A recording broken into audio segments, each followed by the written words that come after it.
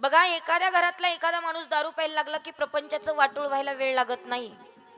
ज्या घरामध्ये दारू एकदा घुसली की तिथे कली घुसत असतो, आणि एकदा कलीनं तुमच्या घरात प्रवेश केला की कुटुंबाचं वाटोळ व्हायला वेळ लागत नाही.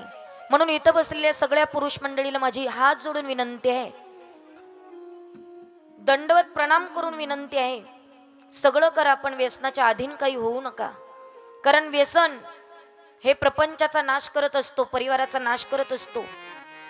एखाद्या बाईला तुम्ही खायला देऊ नका, चांगले कपडे घालायला देऊ नका, तिला तुमच्याकडनं काहीच पाहिजे नाही, पण तिचा पती निर्व्यसनी असावा याच्या पलीकडे तिला काहीच लागत नाही. हे जगातलं सगळ्यात मोठं सुख आहे.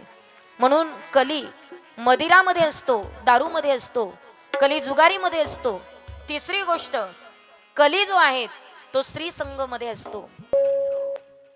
माणूस जीवनामध्ये किती चतुर वागला तरी त्याला त्याच्या कर्माचं फळ भोगावं लागतं, हे निश्चित आहे. कलीनं राजा परीक्षितीचे पाय धरले. ऐकताय ना तुम्ही सगळे? झोप नाही येत ना कुणाला? तसं सांगा बरं का मला. पण कथेमध्ये डुकला घेणं, डुकला देणं किंवा आळस येणं सुद्धा पाप असतं. म्हणून आळस सुद्धा येऊ देऊ नका. हा, ऐका आपला वेळ. मी तुम्हाला सांगू का, आज तुम्ही किती नाही म्हटले तरी मला पुढे प्रवेश करायचा आहे. अजून आपल्याला बरेच अवतार बघायचे आहेत. त्याच्यासाठी तुम्हाला बसावंच लागणार आहे. तुम्ही नाही म्हटले तरी मला तिथपर्यंत पोहोचायचं आहे. ऐका, धर्माला चार पायावर उभं केलं. कलीनं परीक्षितीचे पाय धरले. कलीनं राजा परीक्षितीच्या शरीरामध्ये प्रवेश केला. ऐका बरं का, प्रवेश केला. आणि प्रवेश केल्याच्या नंतर कली इकडे हसायला लागला. कलीनं सांगितलं, राजे मी कुठे राहू, मला राहण्याची जागा सांगा. तेव्हा राजानं सांगितलं, परीक्षिती राजानं सांगितलं, हे कली, तुला 4 ठिकाणी राहावं लागणार आहेत. कुठे कुठे? मग कली कुठं कुठं राहतो ऐका.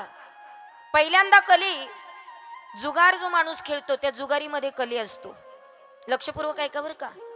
म्हणून चुकूनही साधं पत्त्याला सुद्धा हात लावू द्यायचा नसतो.